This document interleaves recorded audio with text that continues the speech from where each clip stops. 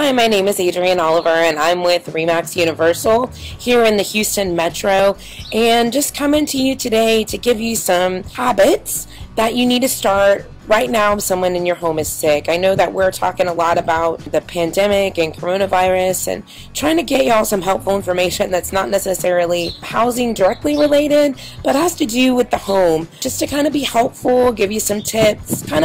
These are normal things that we all do, so trying to put some minds at ease about, what to do if this happens to you, right? So today I'm going to talk about 7 habits that you need to start right now if you suspect someone in your home is sick.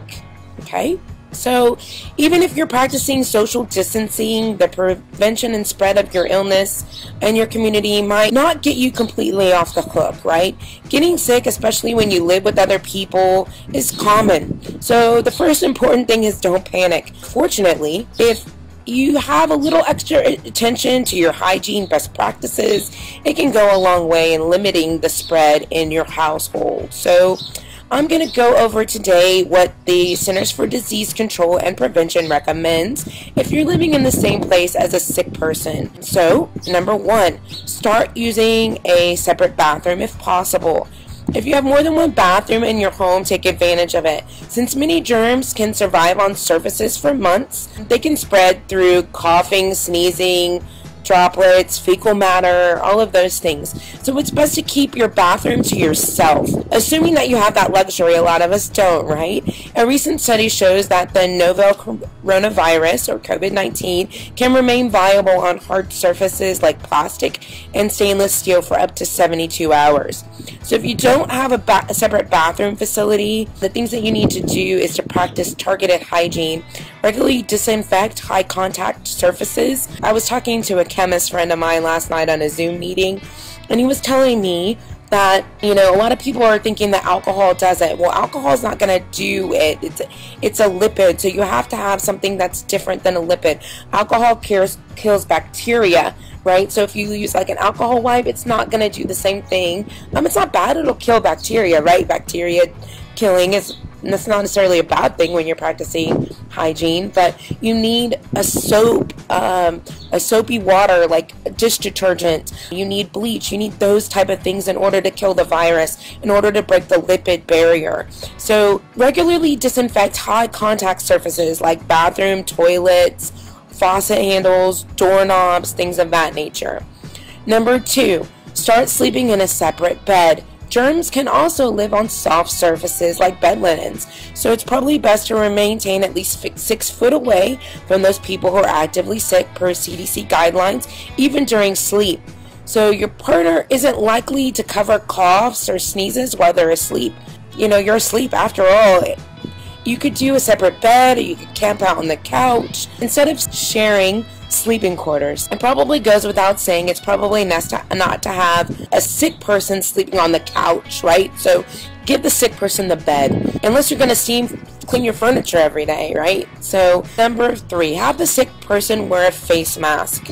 So face masks aren't recommended for preventing the spread of infection within the general public. But when you're in a confined space and someone is sick, the CDC recommends having them wear a face mask to prevent droplet spread. If a person isn't able or willing to wear a mask, the CDC says that you should wear one when you're in the same room as them, right? Number 4, practice targeted hygiene more often. So another way to keep germs from spreading on a surface, which basically means disinfecting high contact surfaces as often as necessary. So most disinfectants don't provide long-lasting protection, meaning that as soon as the sick person touches the area, it can be reinfected with germs. If your roommate or your partner is actively ill, it's always best to quarantine them to minimize touching the same surfaces. Otherwise, you'll be wiping down remotes, fast forwards, commercial breaks all the time. Separation can't be avoided. Just disinfect whatever you can. Number 6, start washing your hands religiously.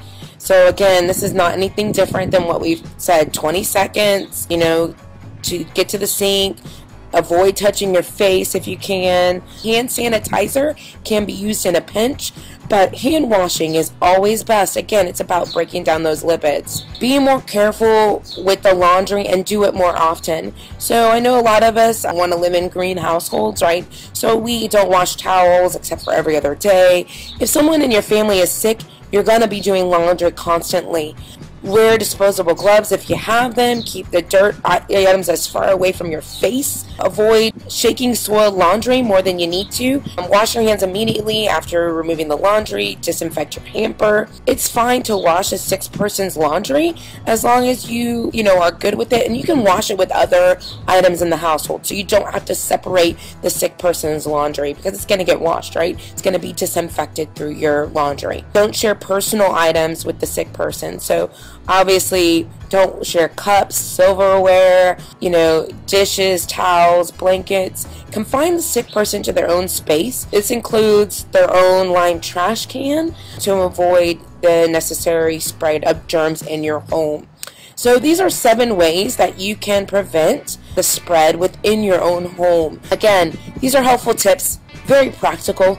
Anyone can do them. I like to come up with items to help people cope. So I hope this was helpful to you and your family. If you have any questions or just need someone to talk to, reach out to me. My name is Adrienne Oliver. I work in the Houston market, and my cell phone is 832-217-7141. Thank you, and make it a great day.